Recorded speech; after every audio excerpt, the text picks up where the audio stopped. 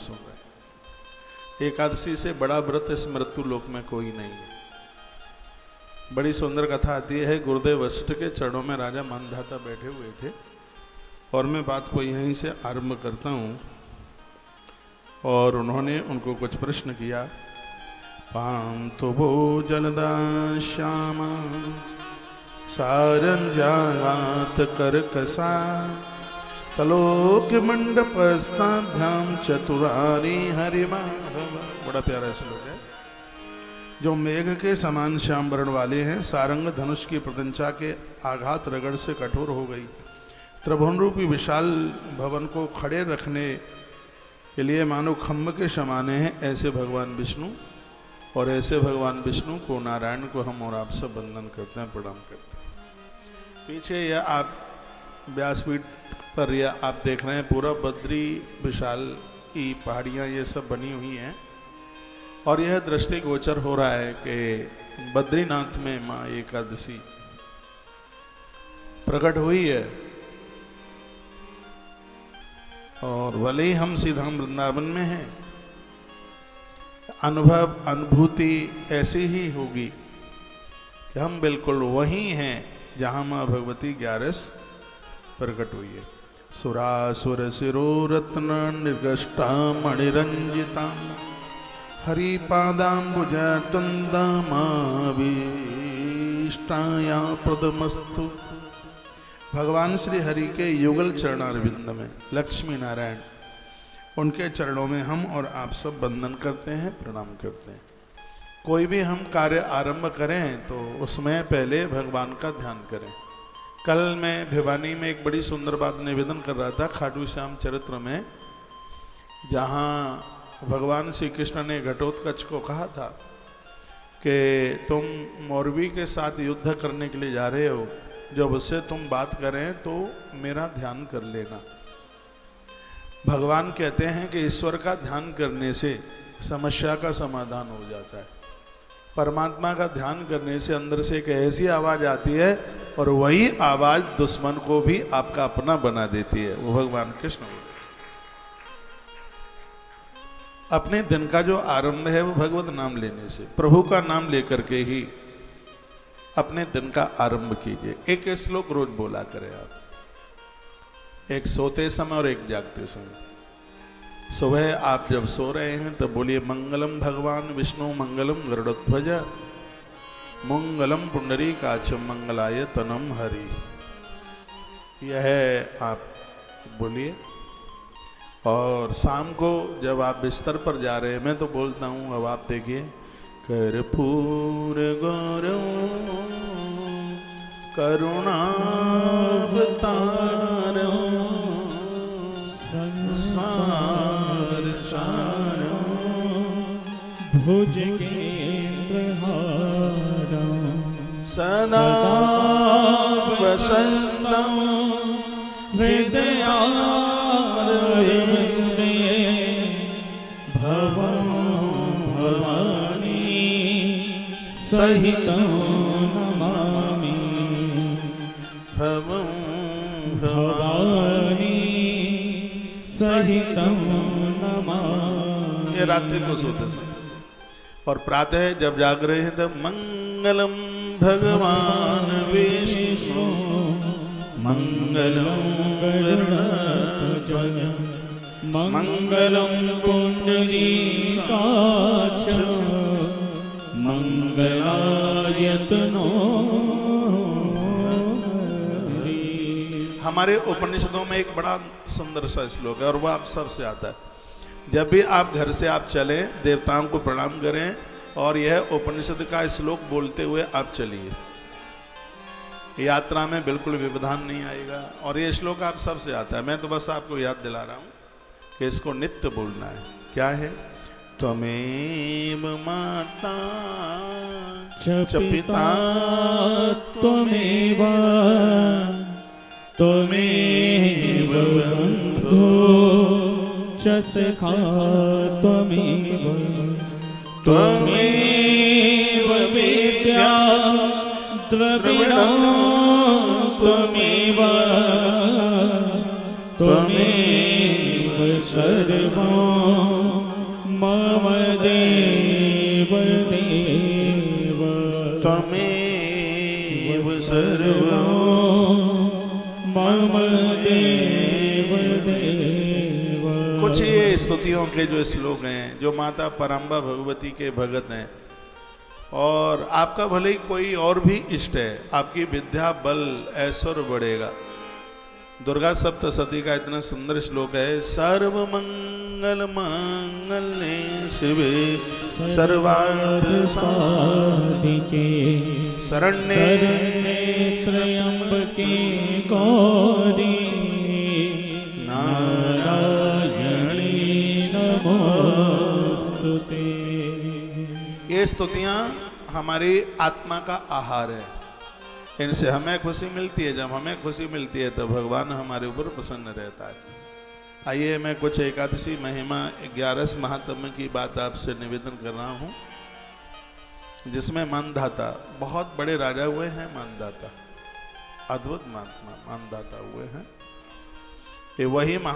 ये वही राजा मानधाता हैं जिनकी 50 कन्याएं महात्मा सौवरी ऋषि के साथ ब्याई गई थी। ऐसे राजा मानधाता जिन्होंने ओंकारेश्वर में तप किया था जिस पहाड़ के ऊपर, ये वही मानधाता हैं, सूर्यवंशी राजा हैं। और इन्होंने गुरुदेव वशिष्ठ को पूछा, हे गुरुदेव आप यह बताइए, धरती पर ऐसी कौन सी आग है जो सूखे और गीले को दोनों को जलाती? सूखे गीले का मतलब है ऐसी कौन सी भजन रूपी अग्नि है जो इस जन्म के पाप और पिछले जन्म के पाप दोनों को जला के राख कर दे? यह मानधाता ने पूछा। चाहे जान के अपराध हो गए हैं, चाहे अनजान के अपराध हो गए हैं, ऐसी कौन सी अग्नि है जो सूखा गीला सब जला देती है? गुरुवर, इसके लिए मैं आपसे करवत्थ निवेदन करके पूछना चाहता हूँ, अज्ञानवश यदि कोई अपराध हो गया है, पाप हो गया है, जानकारी नहीं थी, और मान लिया जाए जानकारी भी थी, लेकिन फिर भी अब पाप तो हो ही गया है, तो क्या ऐसा कोई उपाय है क्या जिस कार्य को करने से वह पाप जल करके राख हो जाए? यदि हे गुरुवर, यदि ऐसा कुछ है तो आप कृपा करके वह समाधान हमें बता दे। वशिष्ठ जी ने कहा, हे नपश्रेष्ठ, सुनो, जिस अग्नि से सूखा और गीला दोनों ही जल करके राख हो जाता है, और ऐसी अग्नि है, वो अग्नि है जो मनुष्य भगवान विष्णु का दिन, जिसको हरिवासर कहते हैं, और दूसरे शब्दों में जिसको कहते हैं एकादशी, जो हमारे 11 तत्वों को वश में करा देती है। 5 ज्ञानेंद्रिय, 5 कर्मेंद्रिय 10 और 11 मन। इन तीनों, ये जो इन 11 तत्वों को काबू में करा देती है राजन, बद्रीनाथ में प्रकट होने वाली वो एकादशी। जो भी कोई स्त्री पुरुष एकादशी का व्रत करते हैं, छोटे बड़े कोई भी इस व्रत का पालन करते हैं, तो उनके संपूर्ण, देखो यहां कितनी सुंदर बात कही है, आपने 3 वर्ष यदि एकादशी का व्रत कर लिया और उसका उद्यापन कर दिया, ठीक से आपका यह व्रत हो गया, तो इस ग्रंथ में लिखा है कि यह एकादशी 11 जन्मों के पापों को जला के खाक कर देती है, इसलिए इसका नाम एकादशी। 11 जन्मों के पाप जलाती है एकादशी। और मैं तो आग्रह पूर्वक बराबर निवेदन करता रहता हूं, यदि आपको अन्न छोड़ने में कोई दिक्कत नहीं होती है, भोर में जल्दी जगने में कोई दिक्कत नहीं होती है, क्योंकि कोई भी आप व्रत करते हैं, यदि सूर्य उदित के बाद आप बिस्तरा छोड़ेंगे तो उस व्रत का पुण्य तो मिलेगा, लेकिन पूरा नहीं मिलेगा। कोई भी आप व्रत करते हैं, इसमें सूर्य उदित होने से पहले ही बिस्तर छोड़ना होता है। तो गुरुदेव वशिष्ठ कहते हैं, राजन, यदि किसी ने एकादशी का व्रत एक नियम पूर्वक कर लिया है, तो एक जन्म के नहीं, उसके 11 जन्मों के पाप जल करके राख हो जाते हैं। इसके कुछ नियम हैं। इसके नियम ये हैं कि 1,00,000% द्वादशी के दिन गंगा जल और तुलसी पत्र मुख में जाना ही चाहिए। ये आप कुछ लिखने लायक बातें और आप भूल जाएंगे। तो यह द्वादशी वाले दिन तुलसी पत्र और गंगा जल। गंगा जल में तुलसी पत्र डालिए तो तुलसी दल बन जाता है। एकादशी वाले दिन कहीं कोई ऐसा भगवत अपराध हो गया, जैसे दिन में सो गए, तो इससे एकादशी खंडित होती है, ऐसे व्रत खंडित होता है। आपने तेल लगाया, सिर में मालिश करी, आपने शरीर में साबुन लगाया और कहीं बिना धुला हुआ कपड़ा पहन लिया, कुछ जूठे मुंह से आपने देवी देवताओं को छू लिया, ग्रंथ को छू लिया, तो इससे भगवदीय अपराध लगता है, भगवदीय दोष है यह। लेकिन जब द्वादशी के दिन जब आप व्रत खोलते हैं और आपने तुलसी दल अपने मुख में डाल लिया है, गंगा जल तुलसी पत्र डाल लिया है, तो गुरुदेव वशिष्ठ कहते हैं राजन मानधाता, उसी समय भगवत दोष दूर हो जाते हैं। इसलिए हर स्त्री पुरुष को जो 11 का व्रत करते हैं वह द्वादशी वाले दिन गंगा जल और तुलसी पत्र अपने मुख में डालें। जितने भी पापक कृत कर्म हैं वो एकादशी के दिन चावल में रहते हैं, चने की दाल में रहते हैं, मसूर मटर में रहते हैं और कांसे के पात्र में रहते हैं। ये ध्यान रखिए, सुनिएगा। कांसा, एकादशी के दिन कांसे के बर्तन को ऐसे ही प्रयोग में नहीं लिया जाता जैसे समझदार लोग एकादशी के व्रत में चावल को प्रयोग में नहीं लेते। द्वादशी के दिन पीतल, कांसा, ये जितने पुण्य हैं वो चांदी इसमें समाहित होते हैं, तंदुल चावल में समाहित होते हैं। ऐसा वर्णन किया गया है कि जहाँ आप रहते हैं तहाँ से लेके समुद्र पर्यंत तक संपूर्ण धरती का दान करने से जितना फल प्राप्त होता है, द्वादशी के दिन चावल का दान करने से उतने फल की प्राप्ति होती है। भगवान के 56 भोग प्रसाद को लेने की जो महिमा है, द्वादशी के दिन मुख में चावल डालने का उतना ही महत्व है। चावल घर को अक्षय कर देता है। यज्ञ पूरे नहीं होते हैं तंदुल के बिना, चावल के बिना। तो ऐसी कुछ अद्भुत बातें हैं वो गुरुदेव वशिष्ठ। मेरे सामने नारद पुराण है, मैं आपको बता तो दूं कि कथा कहाँ से कह रहा हूँ, तो आप कहीं भ्रांति में न पड़े। और मैंने अपनी और भी कथाओं में एकादशी के लिए नारद पुराण के बहुत प्रमाण दिए। नारद पुराण में बड़ी 11 की महिमा का वर्णन किया है। पद्म पुराण में 26 एकादशियों की कथा कही गई है। मेरे पास 3 दिन है, आज, कल और परसों। तो 3 दिन में कुछ विशेष बातों का मैं आपके बीच में निवेदन करूंगा और वह आप टकटकी लगा करके आप सुनते रहिएगा। तो महात्मा वशिष्ठ और राजा मानधाता का ये संवाद जो आप सुनने के लिए जा रहे हैं। गुरुदेव वशिष्ठ ने कहा, हे राजन, एकादशी का जो व्रत है इसे उपवास के करके भगवान मधुसूदन की जो उस दिन पूजा करते हैं, आंवले से जो स्नान करते हैं, आंवला, एकादशी के दिन आंवला देह पर लगाकर और स्नान करने की जो महिमा है वो इस ग्रंथ में आप सुन रहे हैं। आंवला का रस आप पानी में डाल लीजिए या देह पर लगा लीजिए और आधी रात्रि तक, 11 के दिन रात को सोइए मत, आधी रात्रि तक कम से कम जागरण कीजिए।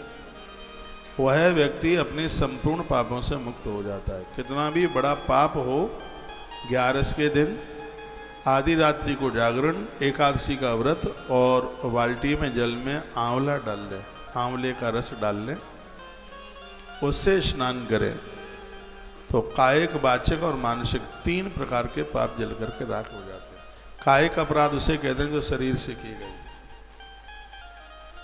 और वाचिक अपराध उसे कहते हैं जो वाणी से की गए। किसी को गाली दे दें तो उससे भी तो पुण्य छीणे ही होते हैं।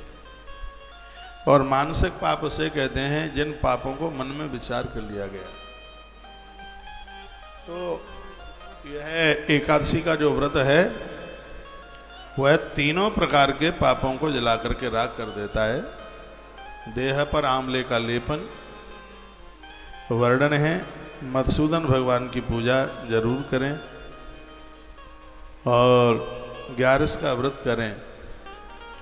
यह बहुत आनंद, आंवले के द्वारा स्नान करें, ये सभी पापों को धो देता है। हे राजन, एकादशी नाम का अग्नि से सूखा और गीला, यानी इस जन्म का पिछले जन्म का जानकर अनजानकर जो भी अपराध हुआ है 11 रूपे तप की अग्नि के द्वारा सब जल के राख हो जाता है। ऐसी एकादशी है। आप बड़े बड़भागी हैं कि श्री धाम वृंदावन में आपकी एकादशी का उद्यापन हुआ है। इसका मतलब है कि एकादशी मैया अति प्रसन्न है। उसकी कृपा के बिना कहाँ संभव होता है। एकादशी का उद्यापन तो वो कृपा कर दे तभी यह संभव है। एकादशी तिथि को उपवास पूर्वक व्रत जो नहीं करता तभी तक इस शरीर में वो कष्टों को भोगता है। इसमें तो ये लिखा है जो एकादशी को अन्न ग्रहण करते हैं ऐसे लोग रोग हो जाते हैं, बीमार हो जाते हैं। एक बात का मैं आपको निवेदन करूंगा, आप व्रत करते भी नहीं हैं तो भी एकादशी के दिन दोपहर में आप कच्चा भोजन मत खाइए, रोटी मत खाइए, पूड़ी खा लीजिए, पराठे खा लीजिए, दाल मत खाइए। आप 365 दिन 30 दिन दाल खाते हैं, आप पूरा महीना भर खाते हैं तो 2 ही दिन तो हैं, 28 दिन ही खा लो, 2 दिन मत खाओ। यदि जिसका निषेध किया है तो मत खाइए, क्योंकि 11 के दिन ये कच्चा भोजन ठीक नहीं है। दाल, फुल्का, चावल इसी में लिखा है, इसको बिल्कुल भी मत लीजिए। अब इसमें तो ये लिखा है जो एकादशी के दिन ये कच्ची रसोई खाते हैं उसको तो विष्ठा कह दिया गया। जहाँ तक बने तो यह परहेज कर ले, पूड़ी खा लीजिए, तला हुआ खा ले उस दिन। मैं तो तले का बड़ा विरोधी हूँ, लेकिन ये नियम कहता है कि एकादशी वाले दिन आश्रम में तो 11 वाले दिन भोजन ही नहीं बनता, फलहार बनता है। आप में से ऐसे लोग जो बैठे हैं जिनके आज एकादशी का उद्यापन का पहला दिन रहा है, हाथ उठाइए। तो 11 उद्यापन करने के लिए आए हैं। बढ़िया, 5-4 हैं आप में, 2-3 पीछे हैं।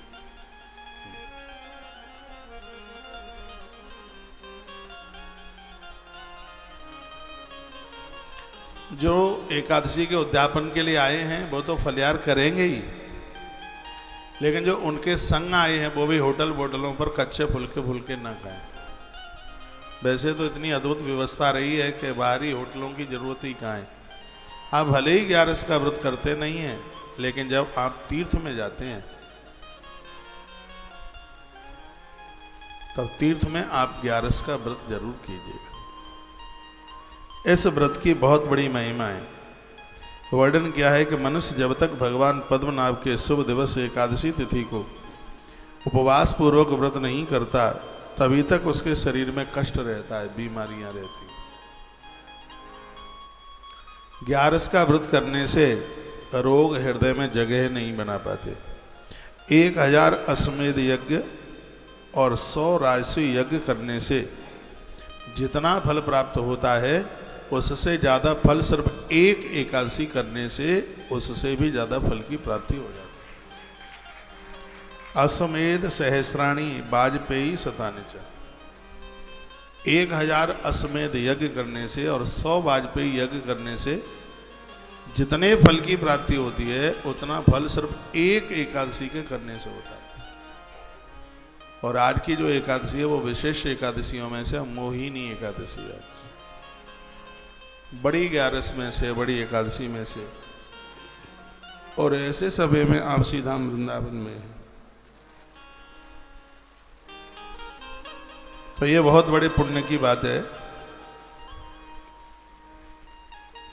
एकादश इंद्रियों द्वारा जो पाप किया जाता है वह सब का सब एकादशी का उपवास करने से नष्ट हो जाता है।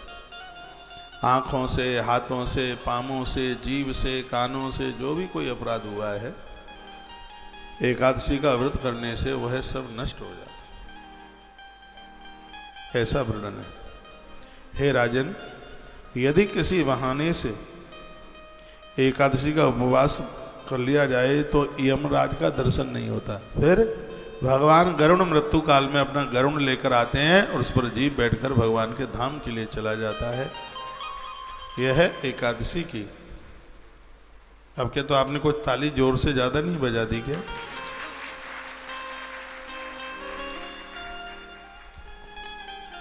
आप पूछ रहे हैं कथा लाइव चल रही है क्या? कथा लाइव ही चल रही है, बासी नहीं है, ताजी है। आप सुनते रहिए, टीवी पर सुन रहे हैं, यूट्यूब पर पूछ रहे हैं। बहुत इम्पोर्टेंट कथा है, प्रमुख कथा है। 11 वाले दिन और आप 11 की महिमा सुन रहे हैं, 11 का मातम्य सुन रहे हैं, तो पुण्य की तो बात है ही। यह एकादशी स्वर्ग और मोक्ष दोनों देती है। मुक्ति प्रदानित करने वाली यह तिथि है। वर्णन किया गया है राज्य और पुत्र को प्रदान करने वाली है। जो किराए के मकान दुकान में रहते हैं, आप श्रद्धा से 11 का व्रत तो करके देख लीजिए। जिनको संतान नहीं है, सास माँ एकादशी का व्रत करती है और बहू बेटे को संतान नहीं है, एक बार संकल्प करके अपनी बहू को बेटे को अपनी एकादशी दीजिए। इससे बांझपन खत्म हो जाता है, ऐसा नारद पुराण के अंतर्गत वर्णन है। एकादशी वंश की वृद्धि करती है।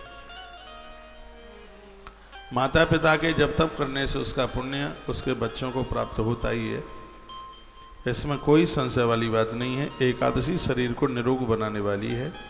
हे राजन, एकादशी से अधिक पवित्र धरती पर कुछ भी नहीं है। ना गंगा न गया काशी, कुरु पुष्करम कुरुक्षेत्र च। वर्णन है, एकादशी से पवित्र गंगा भी नहीं है, काशी भी नहीं है, गया जी भी नहीं है, पुष्कर भी नहीं है, कुरुक्षेत्र भी नहीं है। अमरकंटक नर्मदा उद्गम वह भी नहीं है। देविका नदी ये जम्बू में पड़ती है, इसकी बड़ी महिमा का वर्णन किया है माँ देविका, जिसको विशेष नदियों में माना गया है। लेकिन एकादशी से बढ़कर वह भी नहीं है। यमुना भी नहीं है,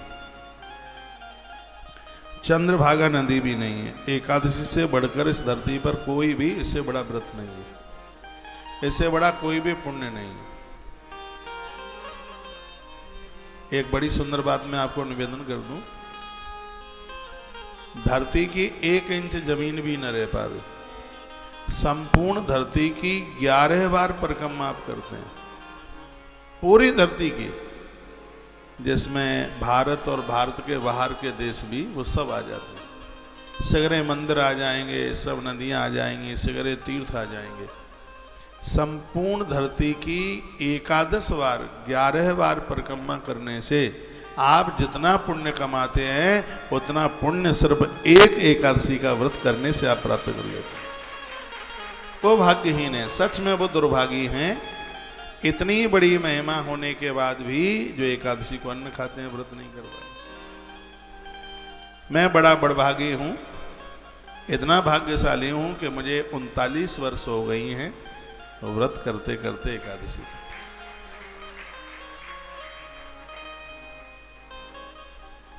पूरा 39 वर्ष हो रहा है। क्या मेरे लिए आनंद की बात नहीं है कि 39 साल में धोखे से भी एकादशी के दिन अन्न मेरे पेट में नहीं गया, धोखे से भी, भूल करके। एक बार मैंने 2010 में यहाँ वृंदावन में कथा हुई थी, लगभग 1500 ब्राह्मण भागवत जी का पाठ कर रहे थे। 30,000 लोगों के आवास की व्यवस्था की, मथुरा वृंदावन सब बुक कर रखा था। वृंदावन में कुंभ हुआ था, तो उस समय एक आयोजन किया था। उस समय मैंने एक बार अपनी एकादशी का उद्यापन कर दिया। सब लोग कर रहे थे, मैंने भी कर दिया। कुछ ऐसा तो था नहीं कि व्रत बंद करना। मैंने कहा वृंदावन की धरती है, आगे का तो आगे का ही है, पता नहीं कहीं। उन दिनों में मैं लौट के आया था, कहीं बाहर था मैं, प्रदेश में, इंडोनेशिया वगैरह। लोग बड़े प्रभावित हुए थे, कहा कि आप जैसे लोगों की जरूरत यहाँ भी है। तो एक बार मुझे ऐसा लगा था कि मैं भारत छोड़ करके कहीं परदेश में ना चला जाऊँ, कहीं विदेश में। वैसे मुझे अच्छा लगता नहीं है वहाँ, लेकिन उस समय एक ऐसा वातावरण बना, काफ़ी फ़ोन थे लोगों के, बहुत आह्वान थे, लोग बहुत बुला रहे थे। एक बार में कुछ ऐसा लगा कि भारत छोड़ करके और कहीं पड़ा बाहर का ना हो जाए। तो मैं 2006, 7, 8 इन वर्षों में बाहर में था, मैं विदेश में। तो फिर मैंने कहा बात की तो बात की बात है, क्या होगा कैसा होगा, चलो एक बार एकादशी का उद्यापन कर ही देते हैं। और सत्य है, जिस समय वो एकादशी का जो उद्यापन जो हुआ है, उस आनंद को शब्दों में वर्णित नहीं कर सकता।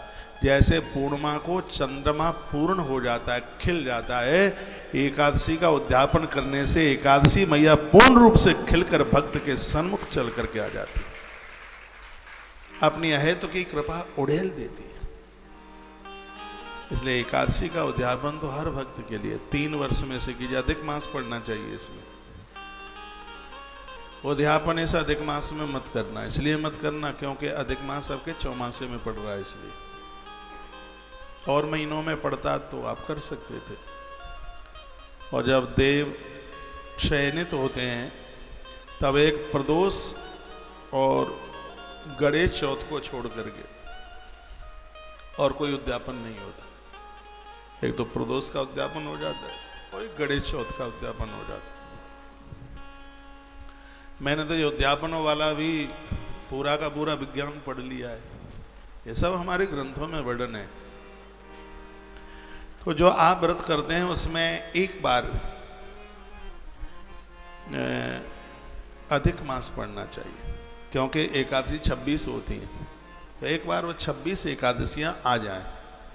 किन्हीं के पुरखे व्रत करते हुए चले गए और वो उद्यापन नहीं कर पाए, तो घर में बहू हो, बेटा हो या कोई और हो, उनके निमित्त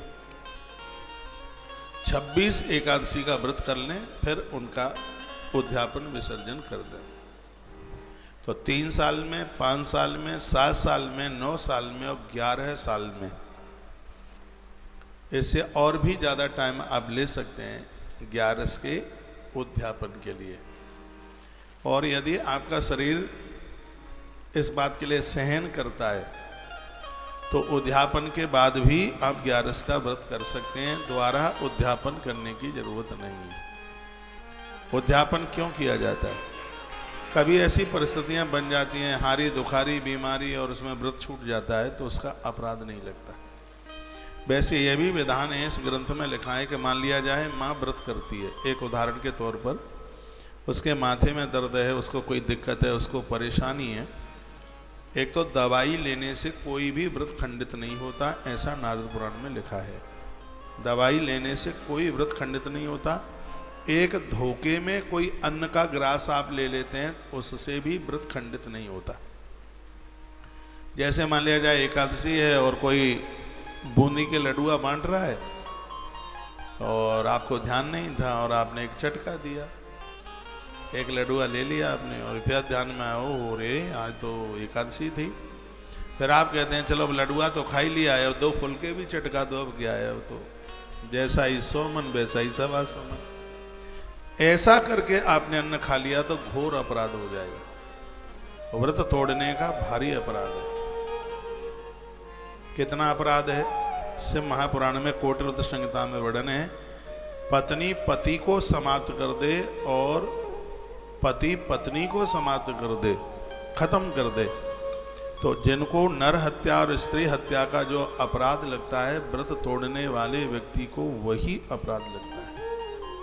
इसलिए बातों ही बातों में व्रत तोड़ा नहीं जाता। वो धोखे से आपने ले लिया है, फिर भी उस व्रत को पूरा कीजिए।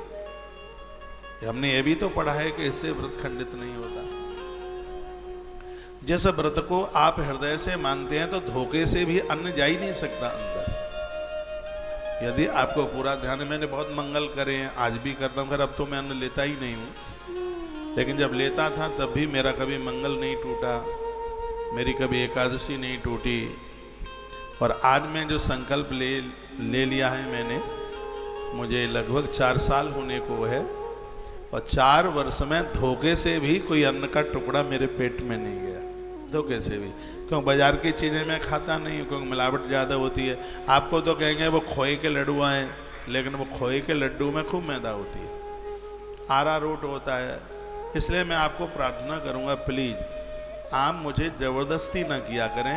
एक मैं बहुत संकल्प लिए बैठा हूँ, चल रहा हूँ, तो आप कहते हैं कि यह रबड़ी बिल्कुल दादू राम की दुकान की है, और उसके यहाँ पर बहुत दादू राम जी की दुकान पर बहुत अच्छे तरीके से बनाया जाता है। ठीक है, दादू राम जी की दुकान बढ़िया है, लेकिन दादू राम जी की दुकान पर बनाने वाले गुटखा भी खाते हैं, चप्पल पहन करके भी बनाते हैं, वो 8-8 दिन तक नहाते भी नहीं हैं, नाक भी वहीं पहुँचते रहते हैं, थोड़ा मटेरियल भी उसी में टपकाते रहते हैं, और मौका मिल जाता है तो दादू राम का बेटा थोड़ा कह देता है कि रबड़ी में थोड़ा अरारोट मिला दो, सैली हो जाएगी। ये ऐसा होता है ऐसा। तो जो भी बाजार की चीज़ें मैंने सब छोड़ रखी हैं, और मैं उसको इसलिए मैंने बोल दिया है। सुबह एक माता जी पीछे पड़ गई थी, बोल दिया नहीं महाराज जी, ये आपको हमारे यहाँ का बहुत प्रसिद्ध है, ये लड्डू है, और ये लड्डू हमारे यहाँ बनता है और बॉम्बे के लोग इसको मंगाते हैं। पेड़ा हमारे चिड़ावा का है, ये लंदन जाता है ये पेड़ा, इसलिए तो तुमको लेना ही पड़ेगा। मैंने कहा मेरी प्रार्थना है, मैं एक संकल्प और नियम लिए हुए बैठा हूँ, और मेरा संकल्प बरकरार पूरा होता रहेगा, चलता रहेगा, तो इस पुण्य के एक हिस्सेदार आप भी होंगे। केवट की कथा में एक बड़ी सुंदर कथा थी। आप बोर तो नहीं हो रहे हैं? तो केवट की कथा में एक बड़ी सुंदर कथा आती है। जब राम जी के चरण केवट ने धो लिए तो केवट गांव की तरफ चला। तो राम जी पूछे कहाँ जा रहे हैं? कहा भगवान, आंख में आंसू आ गए केवट के में। केवट रो पड़ा। केवट कहने लगा, भगवान मैं गरीब हूँ, मैं दीन हूँ, लेकिन मैंने संत महापुरुषों का आशीर्वाद प्राप्त किया है, उनके चरणों में मैं बैठा हूँ। एक दिन मैं किसी महात्मा को नौका में बिठा करके पार उतार रहा था। उन्होंने मुझे बड़ी अच्छी बात कही। उन्होंने कहा कि घर पर संत महापुरुष आवे वो भगवान होते हैं, तो उनका आदर पति और पत्नी दोनों मिलके करें। पति और पत्नी चरण धोएं, आरती उतारें, कहें भगवान गरीब हूँ, लेकिन मैंने गुरुओं के वाणी से सुना है कि जब कोई आवे तो पति पत्नी दोनों मिलकर उसके चरण धोएं। भगवान मुझे रोकिए मत, मैं घरवाली को लेने के लिए जा रहा हूँ, हम दोनों मिलकर आपके चरणों का प्रक्षालन करेंगे, आपके चरण धोएंगे। भगवान अच्छा लगा सुन के। केवट घर पहुंच गया। केवट ने कहा भाग्यवान, ये दो महापुरुष हैं, अपनी घरवाली को भाग्यवान कहते हैं, पता नहीं आप तो क्या कहते होंगे। एक तो विदुर है, वो अपनी पत्नी को भाग्यवान बोलते हैं, और एक केवट है जो अपनी पत्नी को भाग्यवान कहता है। और सच मानिए, घर की नारी तो भाग्यवान है ही, जिसने बच्चों को जन्म दिया है, परिवार की तरक्की हो रही है, घर को ऊंचाई मिल रही है। इसमें मेरी बहुत बहनें आई हैं जो अपने सास ससुर को 11 का उद्यापन कराने के लिए लाई हैं, पकड़ करके लेके चलती हैं, वो चल नहीं पाती, वो उनको सहारा दे रहे हैं। इसलिए तो बेटा और बहू की आवश्यकता होती है। सच मानिए, मैं त्रिकालदर्शी नहीं हूँ, और लेकिन यह मुझे अनुभूति जरूर होती है कि मेरी ऐसी बहनों को लेने के लिए स्वयं भगवान नारायण गरुड़ लेकर के पधारेंगे। जो आप कर रहे हैं बहुत मलूक कर रहे हैं, बहुत अच्छा कर रहे हैं। मैं वही प्रसंग में आपको लेके आ रहा हूँ। केवट की आंख में आंसू आ गए, और केवट ने कहा भाग्यवान, आनंद हो गया। अब भगवान ने चरण धोने के लिए बोल दिया, तो जल्दी चल, देर मत कर, दोनों मिलके भगवान के चरण धोएंगे, चढ़ोदक लेंगे। तो वो केवटानी रो पड़ी, आंख में अश्रुपात होने लगा। तो केवट ने पूछा तू क्यों रो रही है? वो कहती है मैं अपनी गरीबी को कोस कोस के रो रही हूं। आज हम इतने गरीब हैं, हमारे घर कोई बर्तन भाड़े नहीं है। मेरे घर में सोने और चांदी के बर्तन होते तो प्रभु के चरण हम उन पात्रों में धोते। वो केवटानी बोली। तो केवट ने कहा पगली, तू जानती नहीं है, मेरे पास सोने और चांदी के बर्तन भी होते तो भी मैं भगवान के चरणों से उन पात्रों को स्पर्श नहीं करता। केवटानी ने पूछा क्यों? का भगवान एक बहुत बड़ा संकल्प लेकर के निकले हैं। वो किसी गांव से नहीं निकलेंगे, सोने चांदी के किसी भी आभूषण पात्र को वो स्पर्श नहीं करेंगे, क्योंकि 14 वर्ष के लिए वो उदासीन भेष बना करके निकले हैं। केवट ने कहा था, देवी भगत वही होता है जो स्वामी के संकल्पों को बिगड़ने नहीं देता, उन संकल्पों में सहायक बनता है। तो उनके संकल्पों का पुण्य भगत को ऑटोमेटिक अपने आप मिलता है।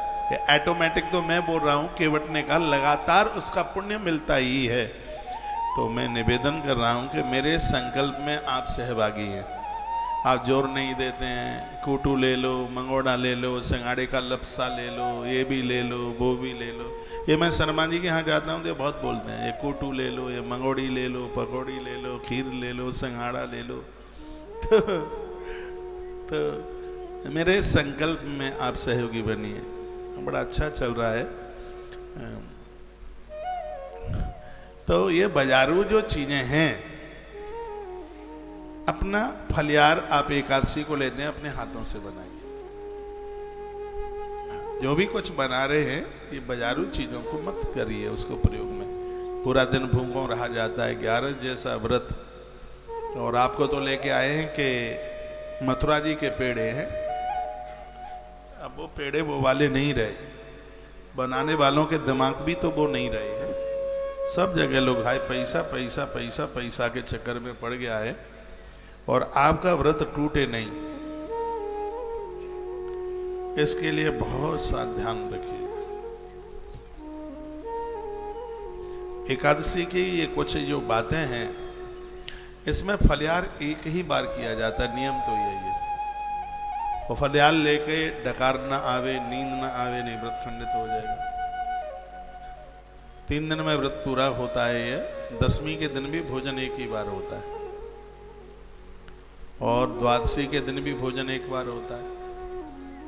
एकादशी के दिन फलियार, मैं इसलिए नहीं बोल रहा हूं कि आश्रम का फलियार बच जाए, नहीं, खूब खाइए पीजिए, इसलिए नहीं बोल रहा हूं मैं।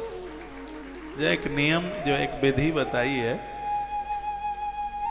हम लोग तो उस जमाने में एक ही बार में 3-3 दिन का खा लेते थे, तब की बात है। एक कोई श्रीमान बोले, मैं भी व्रत करता हूं लेकिन एक दाढ़ से खाता हूं। हमने कहा, कुटी कतरने वाली जो मशीन है जिसमें एक गड़सा होता है, क्या वो काम नहीं करती है? एक दाढ़ से तो लोग बहुत खा लेते हैं। 3 दिन का ये व्रत है। 10वीं की रात्रि को वन छोड़ा जाता है, 3 दिन जमीन में सोया जाता है। इसमें 10वीं की रात्रि को जमीन में सोया जाता है। 11 की रात्रि में आधी रात्रि तक जागरण करना होता है, जमीन में सोया जाता है। और द्वादशी की रात्रि को भी जमीन में सोया जाता है। क्या लिखा है कि जिंदगी भर नर्मदा के किनारे पर वास करने से, जीवन भर कुरुक्षेत्र में वास करने से, जिंदगी भर पुष्कर में कार्तिक नहाने से, जीवन भर काशी में वास करने से, हर वर्ष का माघ प्रयाग में निकलता है, जिंदगी भर यमुना में स्नान करने से, देविका नदी के किनारे पर वास करने से जितना पुण्य नहीं मिलता, उतना पुण्य सिर्फ एक एकादशी के व्रत करने मात्र से प्राप्त हो जाता है। तो ये बात ध्यान में रहेगी। संपूर्ण धरती की 11 परिक्रमा करने से जितना फल प्राप्त होता है, सिर्फ एक एकादशी का व्रत करने से उतने पुण्य की प्राप्ति होती है। आप मंगलवार करते हो, बुधवार करते हो, गुरुवार करते हो, ये तो सब बहुत पीछे रह गए एकादशी के सामने। 11 के सामने कुछ नहीं। एकादशी में तो सब कुछ समाया हुआ है। जो लोग ये सोचते हैं कि मृत्यु के समय पर पांव में कांटा लगे, इतना भी कष्ट ना हो, तो उन्हें आज ही ये संकल्प ले लेना चाहिए कि अगली बार आने वाली एकादशी से हम व्रत आरंभ करेंगे। आप अपने जीवन का आनंद देखिए। चाहे दुनिया भर की स्त्रियां इकट्ठी कर लें, बच्चे पैदा कर लें, धन इकट्ठा कर लें, लेकिन अंत में ग्रंथ का कहना यह है कि यात्रा तुमको अकेले ही करनी पड़ेगी। कोई संग जाएगा नहीं, सिर्फ अकेले और सिर्फ अकेले यात्रा। उस समय आप निर्भय होके जाएं, उत्सव के साथ उत्साह मनाते हुए जाएं। तो उसके लिए यदि आपका शरीर काम करता है तो आप एकादशी का व्रत अवश्य में कीजिए। इससे बड़ा कोई व्रत नहीं है, यह व्रतों का राजा है, ऐसा कहा गया। इसमें रात में जागरण करने से मनुष्य संपूर्ण पापों से मुक्त हो जाता है। आधी रात्रि तक 12 बजे तक जगिए, वैसे आप जगते ही 12 बजे तक। कीर्तन सुनिए, आजकल तो विज्ञान का जमाना है, मोबाइल में कीर्तन चालू कर ले, मोबाइल गाता रहेगा और आप सुनते रहेंगे।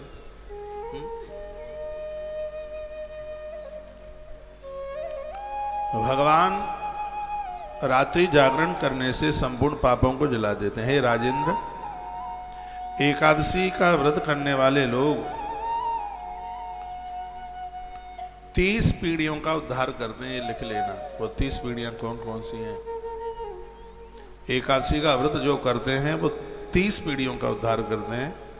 10 पीढ़ियां तो माँ के कुल की, मामा के यहाँ की, 10 पीढ़ियां पितृ कुल की और 10 पीढ़ियां पत्नी के कुल की। एक कोई इधर मध्य प्रदेश की बात है, उन्होंने अपनी बेटी के लिए घर ढूंढा और मेरे पास आएगा, महाराज जी घर बहुत अच्छा, एक ही लड़का है, टीचर है, उसके पापा भी मास्टर थे, बस एक ही कमी है। मैंने कहा कमी क्या है? हर महीना गिरिराज जी की परिक्रमा करने को जाता है, हर महीना वृंदावन जाता है,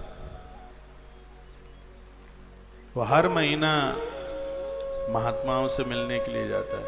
मैंने कहा फिर तो ये तो ज्यादा अच्छा है। अच्छा क्या है? क्यों? कैसे अच्छा नहीं है?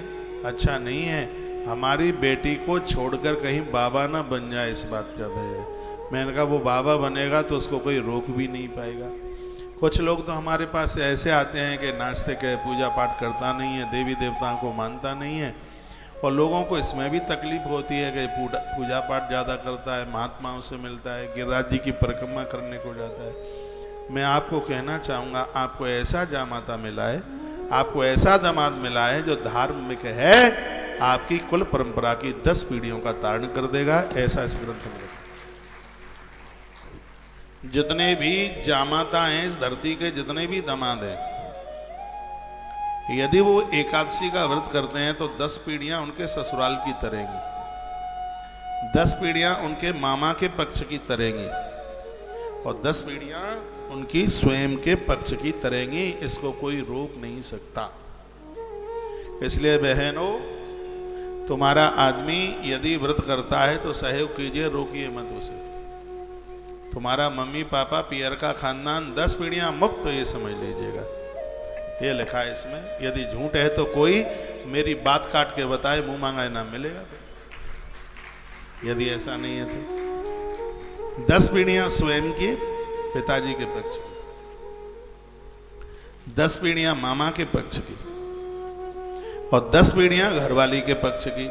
30 पीढ़ियों का उद्धार आत्मकल्याण होगा जो 11 का व्रत करेंगे। ये गुरुदेव वशिष्ठ कथा सुना रहे हैं, वो साधारण नहीं है, गुरुदेव राम जी के भी गुरु जी,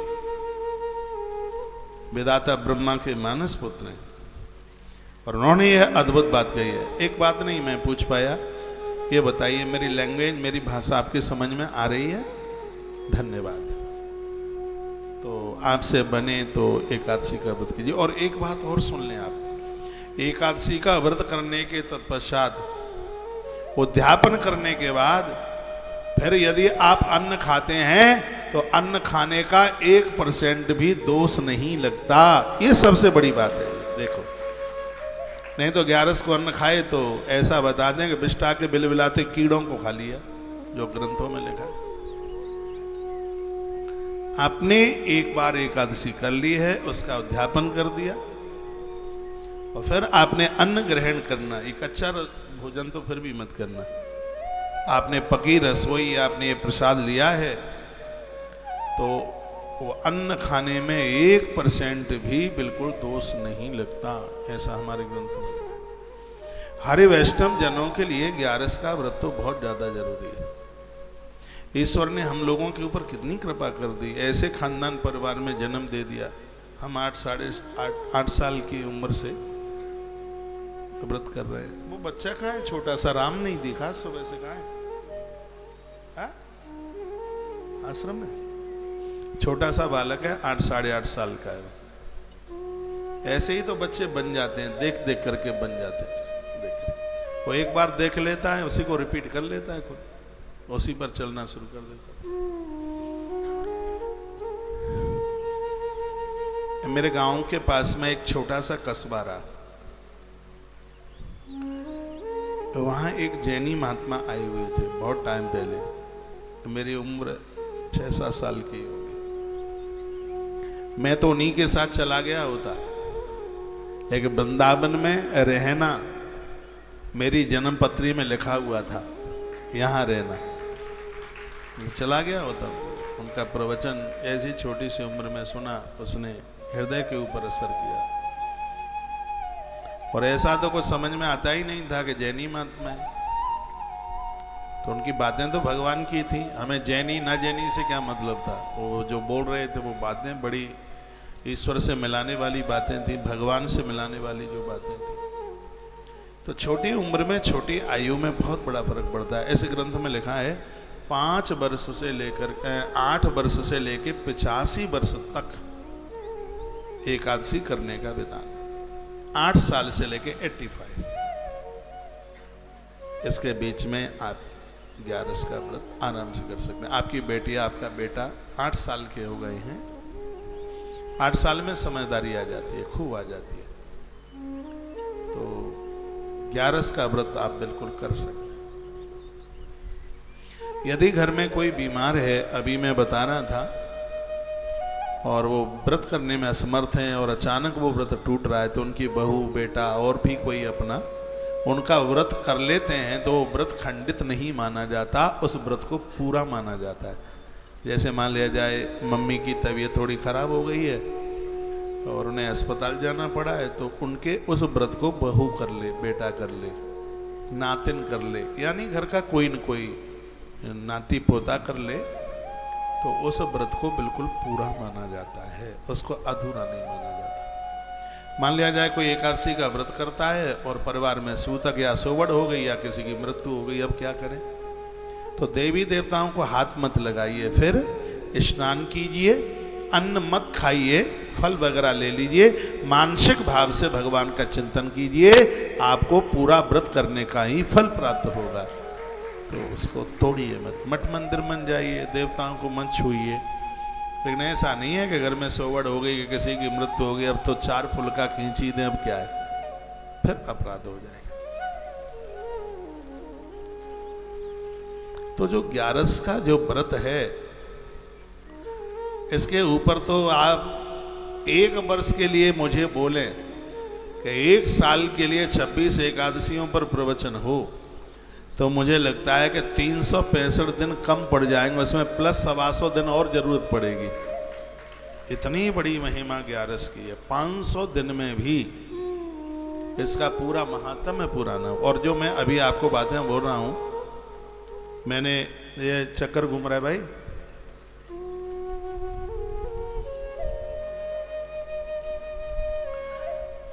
तो इसमें बहुत बातें ऐसी हैं जो बातें मैं पहली बार आपके बीच में निवेदन कर रहा हूँ। आइए तो पंक्तियां गा लें जिसमें 26 एकादशियों का नाम है। और ये एकादशी का ये भजन हमने कोरोना काल में बनाया था, और ये पंक्तियां हम गुनगुनाए लेते हैं, कहीं जाइएगा नहीं।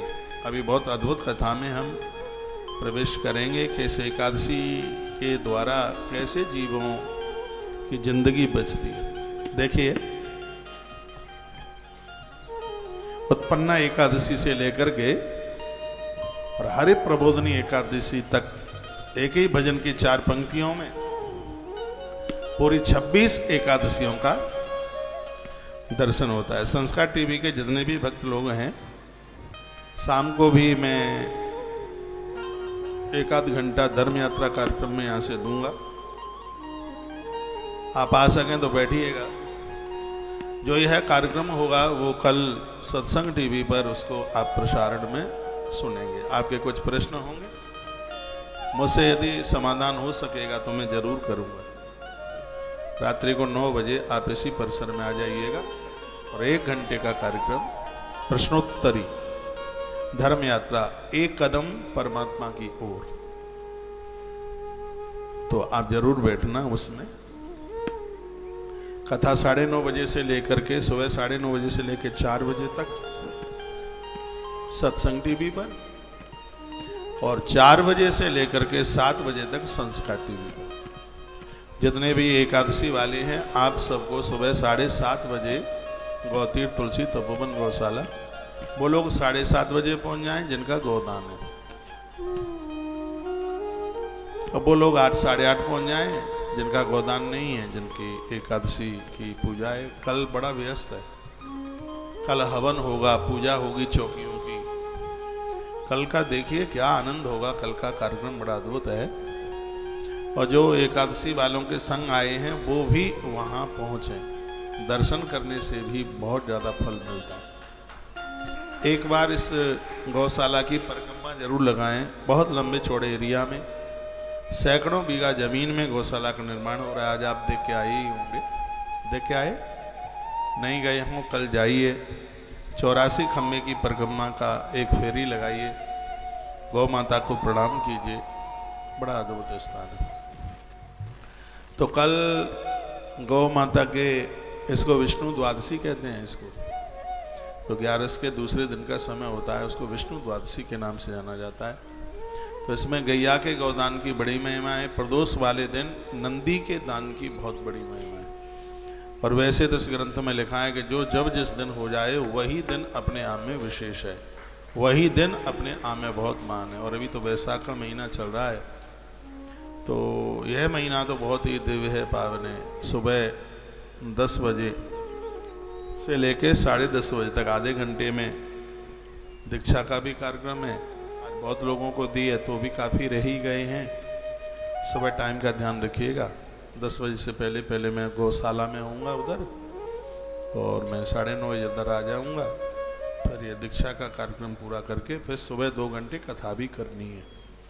2 घंटे सुबह की कथा आप सुनिए। दोपहर में जो साधना काल का जो कार्यक्रम है और रात्रि का धर्म यात्रा का जो कार्यक्रम है उसको सुनिए। फिर 4 बजे से एकादशी महत्व में सुनिए। 2 दिन बाद उपनिषद की कथा जरूर सुनिएगा।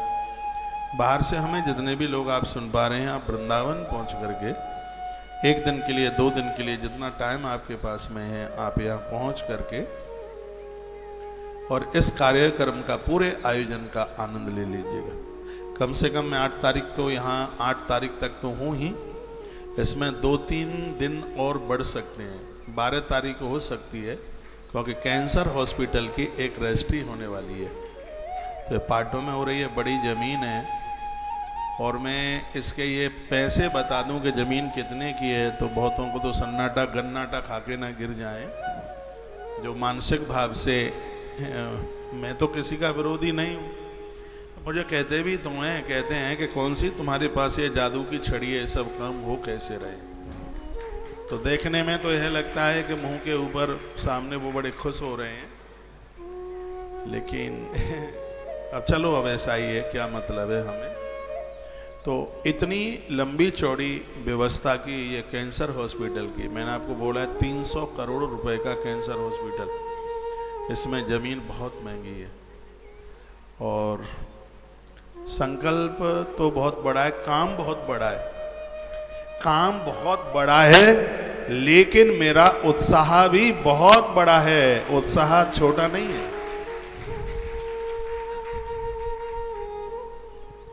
और यह काम बहुत अच्छी तरह से, उस समय में कोई भी देश का प्रधानमंत्री हो, इस कैंसर हॉस्पिटल का उद्घाटन करने के लिए देश के प्रधानमंत्री का ही आगमन होगा। वो चीज़ ही ऐसी बन रही है, इस तरीके की बन रही है। गौ माता के 1000 गौ सदनों के निर्माण में बहुत जोर से लगे हैं, बहुत उत्साहपूर्वक लगे हैं। आप यहाँ आए हैं, एक बार ये सब आप देखिएगा। बाहर से भी मैं 8 तारीख तो कन्फर्म है ही, 12 तारीख तक मैं वृंदावन रुक सकता हूँ।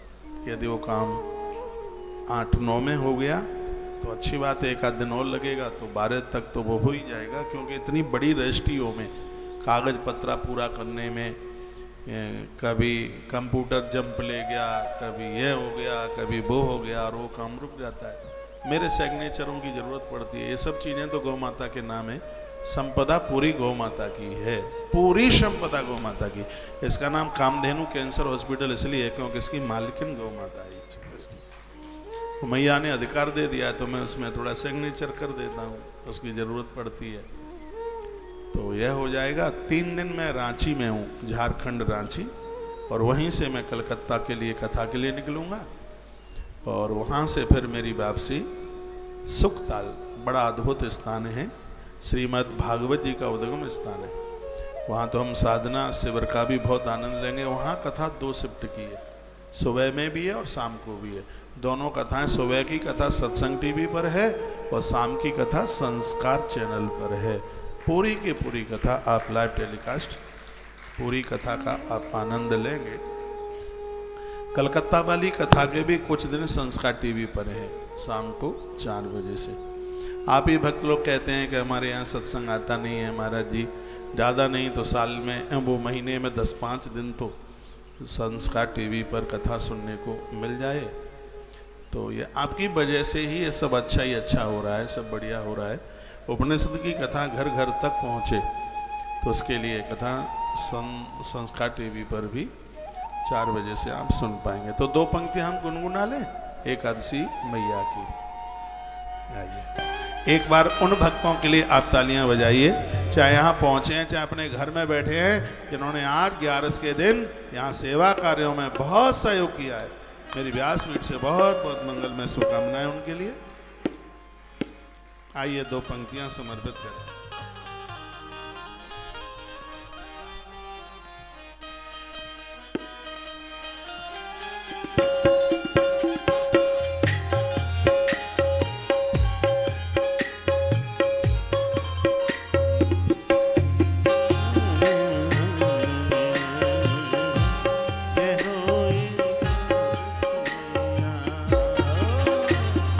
एकादशी का व्रत है पावन, कर देता कल्याण। सब गाएं। एकादशी का व्रत है पावन, कर देता कल्याण। बदरी वन में प्रगट भई माँ, देव करे सम्मान, आपको आज मिटाओ सदा ये व्रत अपना। ओ पाप को आज मिटाओ सदा ये व्रत अपनाओ। दोनों हाथ।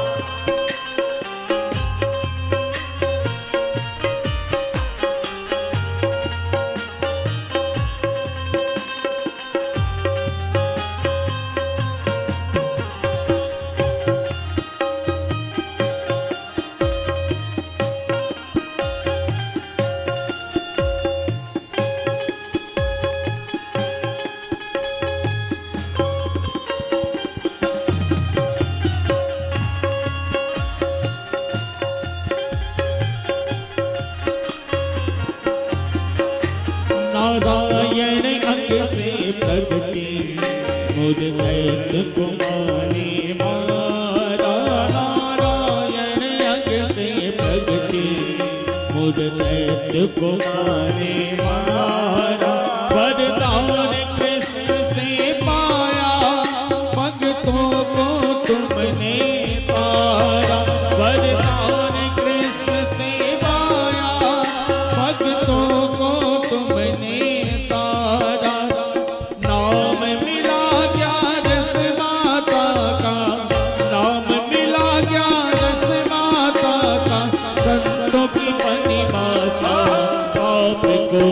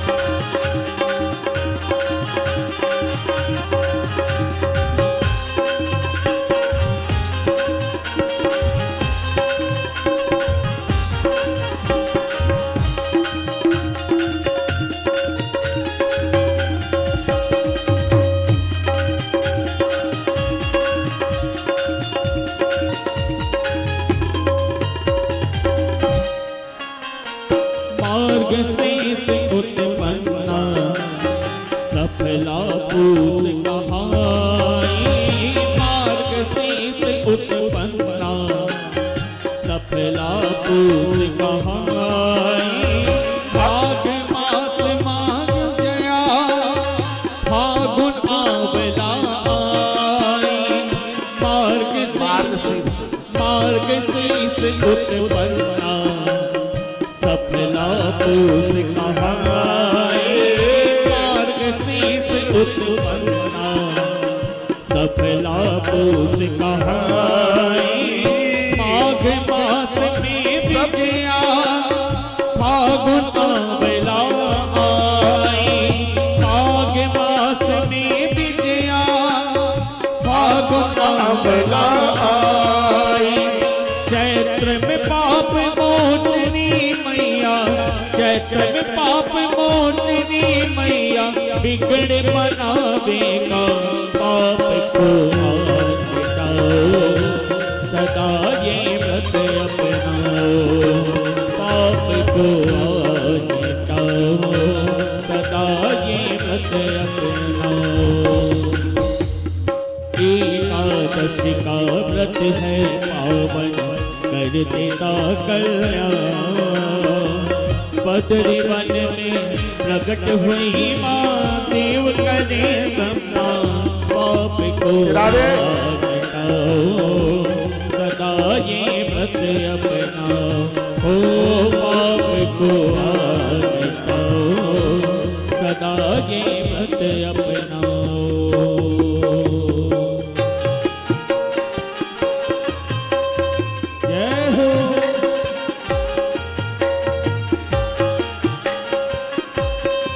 बोलो एकादशी महारानी की जय हो।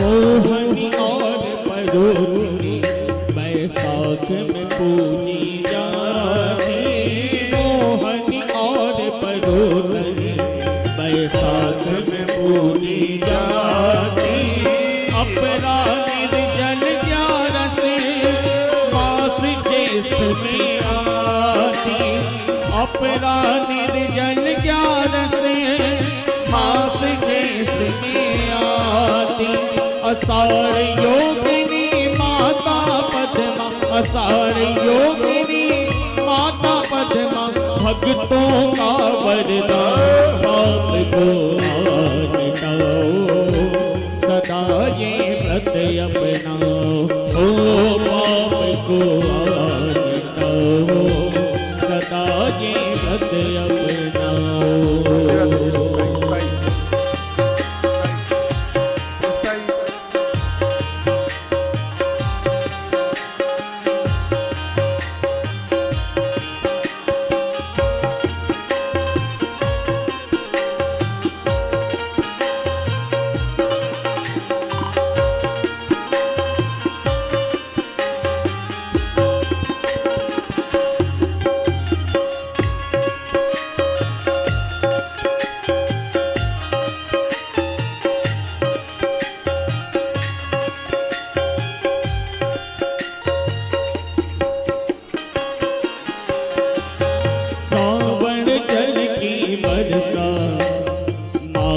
कामिका आवे सावन जल की बरसा मातु कामिका आवे पुत्र दिय माँ 11 से पुत्र तथा सुकहारे पुत्र दिय माँ 11 से पुत्र तथा सुकहारे अजा और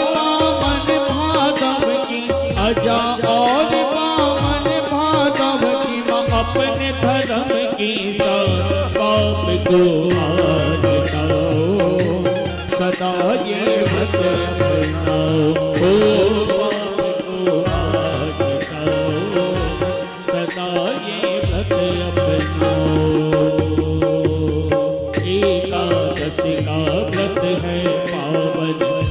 कर देता कल्याण। एकादशी का व्रत है पावन कर देता कल्याण। बदरी वन में प्रकट भई माँ देव करे सबका पाप को आज मिटाओ। सदा ये व्रत अपनाओ पाप को आज मिटाओ। सदा ये व्रत अपनाओ।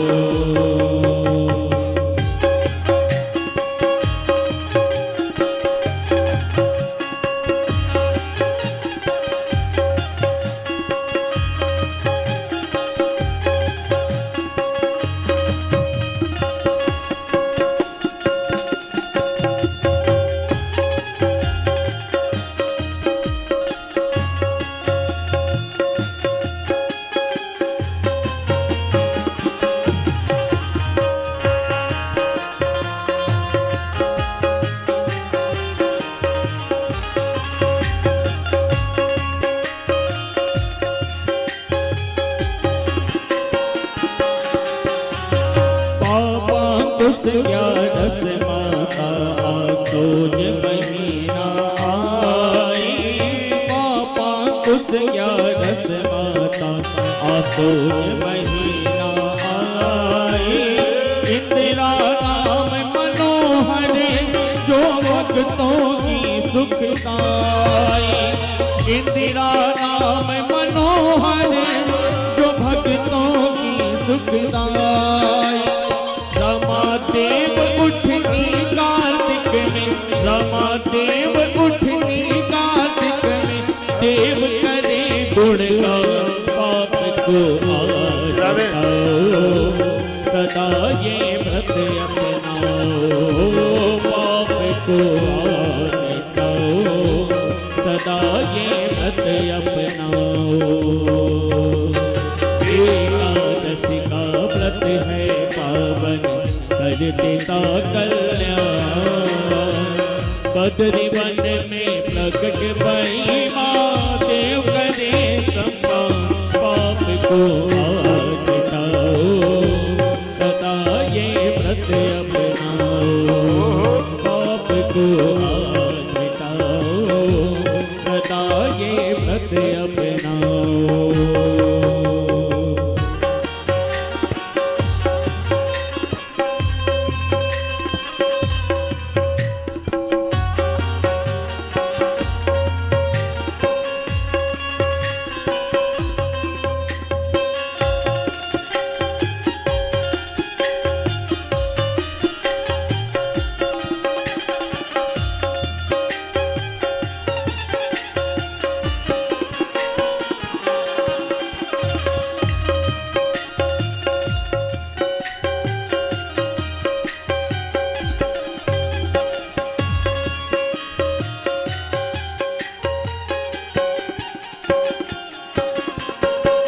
अधिक मास माँ पद में नहीं परमाना है प्यारो।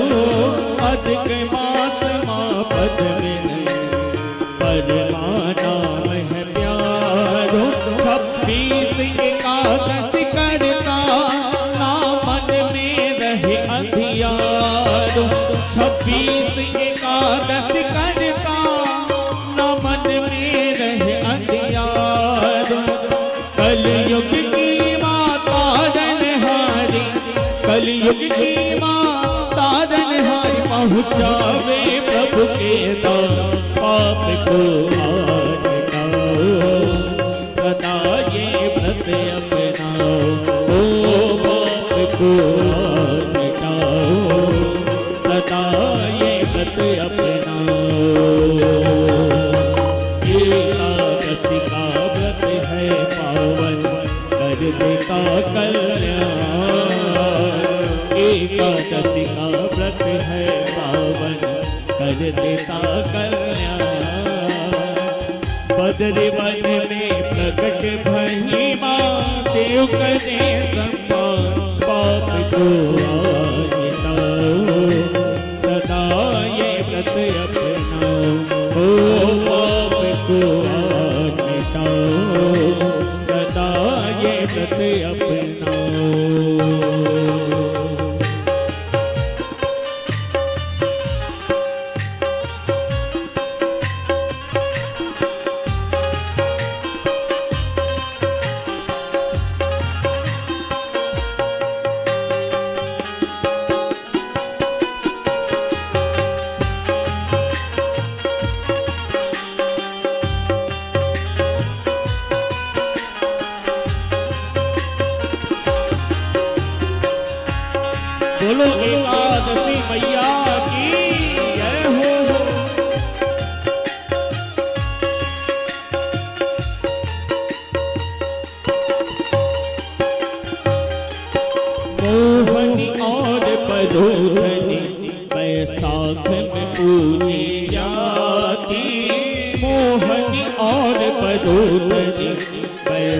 हाथ में पूरी जाती, अपरा निर्जल ज्ञान से मास ज्येष्ठ में आती, अपरा निर्जल ज्ञान से मास ज्येष्ठ में आती।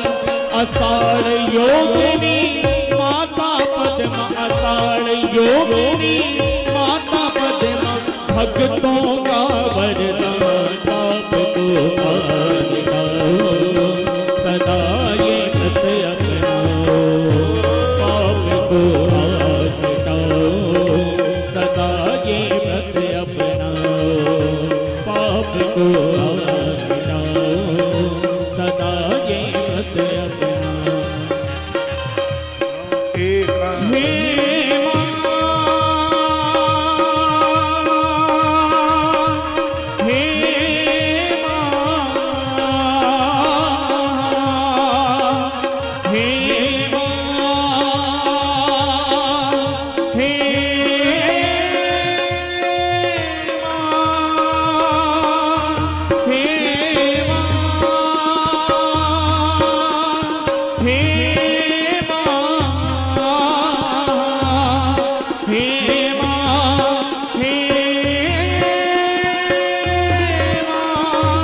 बोलो एकादशी मैया की जय।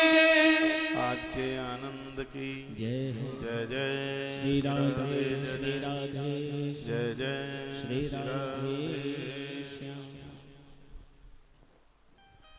तो ये रही एकादशी मैया की महिमा।